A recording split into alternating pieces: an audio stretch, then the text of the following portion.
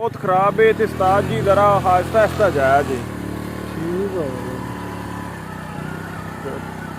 टुर पिए गड्डी टुर पिए भाई।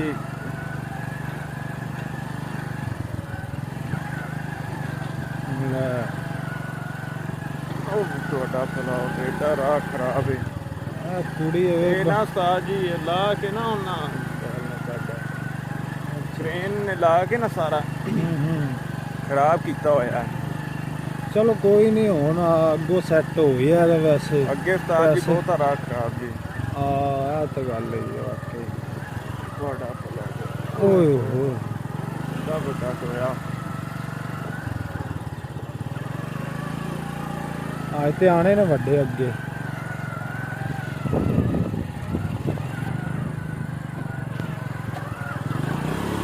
खैर ओए कांठी बड़ी उच्ची उस्ताद जी। इवें गल उच्ची कांठी जी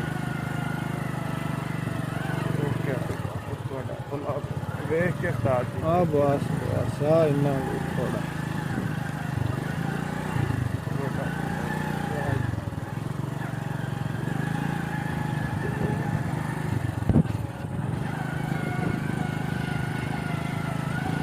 ਤੇ ਜਾਂਦੇ ਹੋਇਆ ਇੱਕ ਬਹੁਤ ਹੀ ਪਿਆਰਾ ਦਰਖਤ ਨਜ਼ਰ ਆਇਆ ਤੇ ਉਹ ਜਦੋਂ ਕੋਲ ਆ ਕੇ ਵੇਖਿਆ ਉਹ ਤੇ ਗੁਲਾਬ ਦੇ ਫੁੱਲਾਂ ਦਾ ਦਰਖਤ ਸੀ।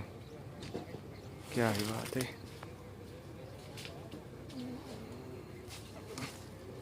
ਇਹ ਤੋੜ ਲਿਆ ਜੀ ਉਸਤਾਦ ਜੀ। ਇਹ ਤੇ ਰਾਹ ਪਿਛਲੇ ਰਾਹ ਦੇ ਨਾਲੋਂ ਵੀ ਜ਼ਿਆਦਾ ਖਤਰਨਾਕ ਜੀ। बहुत खतरनाक उस्ताद जी ਇੱਥੋਂ ਮੋਟਰਸਾਈਕਲ ਚਲਾਉਣਾ ਬੜਾ ਮੁਸ਼ਕਲ ਨਹੀਂ ਹੁੰਦਾ। बहुत मुश्किल जी मैं ना मसा ले ਮਸਾਂ ਹੀ ਕੋਈ ਜਾਂਦੀ ਉਹਦੀ ਜਾਂਦੀ ਪਈ ਆਲੇ ਦੁਆਲੇ। ਇਹ ਜੀ ਗੰਦਮ ਵੀ ਇਸ ਟਾਈਮ ਤਿਆਰ ਹੈ ਤੁਸੀਂ ਦੇਖ ਸਕਦੇ ਹੋ।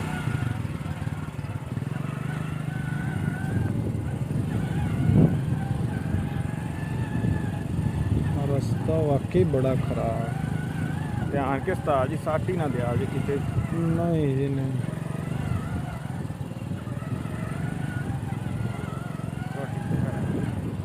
हो